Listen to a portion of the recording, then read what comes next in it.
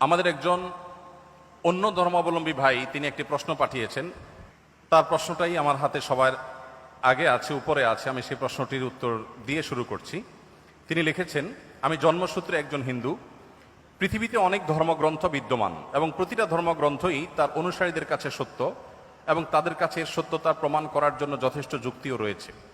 আমার প্রশ্ন হলো, আমি যদি কোনো একটা ধর্মগ্রন্থকে সঠিক বলে মেনে নিতে চাই, সেটা কিভাবে সম্ভব, কিভাবে হবে? আমি কিভাবে বুঝবো যে এটাই সঠিক, বাকিগুলো ভুল? যেহেতু সবার নিজের ধর্মগ্রন্থগুলো সঠিক বলে মনে করেন, আমি নিরপেক্ষভাবে কোনটাকে সঠিক বলে মেনে নিব এবং কেন মেনে নিব? খুবই গুরুত্বপূর্ণ এবং খুবই প্রয়োজনীয় প্রশ্ন করেছেন আমাদের এই ভাই। আমি প্রথমে তাকে ধন্যবাদ জানাই তার প্রশ্নটি আমাদের কাছে উপস্থাপন করবার জন্য।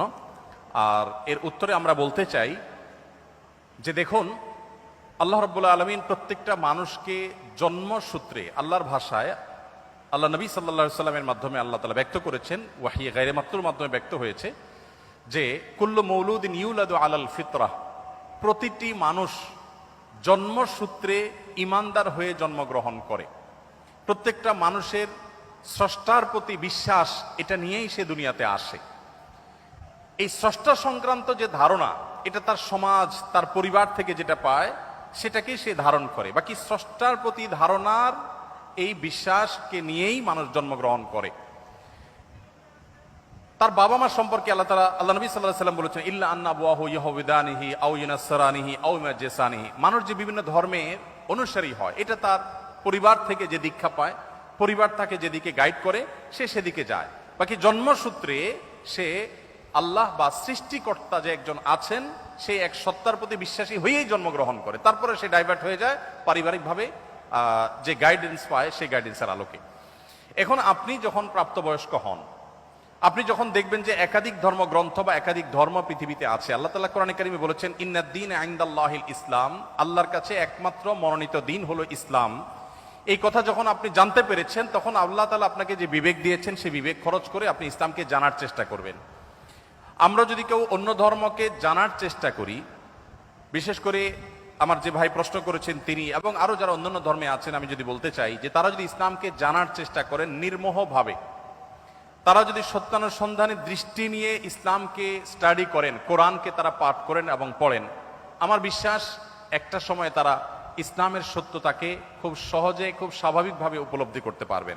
যেহেতু তিনি একজন সৃষ্টিকর্তায় বিশ্বাস করেন, অতএব সৃষ্টিকর্তার কাছে তার আকুতি থাকা উচিত, প্রার্থনা থাকা উচিত, হে মহান সৃষ্টিকর্তা, আপনি আমাকে গাইড করেন। এবং নিজের বিবেক, বুদ্ধি সবগুলোকে উন্মুক্তভাবে তিনি ব্যবহার করে তিনি কোরআনকে, আল্লাহর দ্বীনকে তিনি বোঝার চেষ্টা করা দরকার।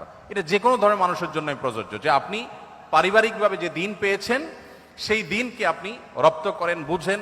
অন্য ধর্মাবলম্বী ভাই যারা আছেন তাদেরকে আমরা বলবো যে কোরআন আপনারা নির্মোহভাবে একটু পড়ার চেষ্টা করুন। ফ্রান্সের একজন পলিটিশিয়ান, তিনি একসময় ইসলামের প্রতি অনেক বেশি বিদ্বেষ লালন করতেন। 2009, 10, 11 এই সময়টাতে আমি সোশ্যাল মিডিয়াতে আমার ফেসবুক আইডিতে তার ছবি, নাম দিয়ে অনেক লেখালেখি করেছি তার ইসলাম বিদ্বেষের কারণে, মুসলমানদের প্রতি বিদ্বেষের কারণে। বেশ কিছুদিন পর, বোধহয় গত কিছুদিন আগে, এক ভদ্রলোক আমাকে দেখালেন ইউটিউবে তার একটা ভিডিও। আমি দেখে তো অবাক হলাম যে এই ভদ্রলোক একজন পলিটিশিয়ান ছিলেন, পাওয়ারফুল পলিটিশিয়ান ছিলেন। তিনি কোরআন এবং নবী করিম সাল্লাল্লাহু আলাইহি সাল্লামের সিরাত, এটাকে অধ্যয়ন করে উনি অধ্যয়ন করেছেন হলো মুসলমানদের দোষ ধরার জন্য, কিন্তু অধ্যয়ন করে তিনি একটা পর্যায়ে ইসলাম গ্রহণ করেছেন। অতএব আমি আমার এই প্রশ্নকর্তা বন্ধুকে বলবো, আপনি দুটি জিনিস, একটি হলো আপনি মুক্ত মন নিয়ে কোরআনে কারিমটা একটু পড়ুন এবং প্রিয় নবী সাল্লাল্লাহু আলাইহি ওয়াসাল্লাম পুরো জীবনীটা একবার পড়ুন।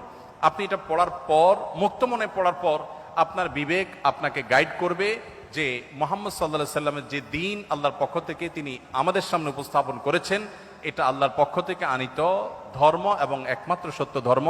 এবং ইন্নাদ-দীন ইনদাল্লাহিল ইসলাম, এই আয়াতের মর্ম আপনি উপলব্ধি করতে পারবেন যদি কোরআনটা আপনি নির্মোহভাবে পড়েন এবং নবী সাল্লাল্লাহু আলাইহি ওয়াসাল্লামের সিরাতটা আপনি পাঠ করেন। আল্লাহ তাআলা আমাদের সবাইকে হেদায়েতের পথে পরিচালিত হওয়ার তৌফিক দান করুন।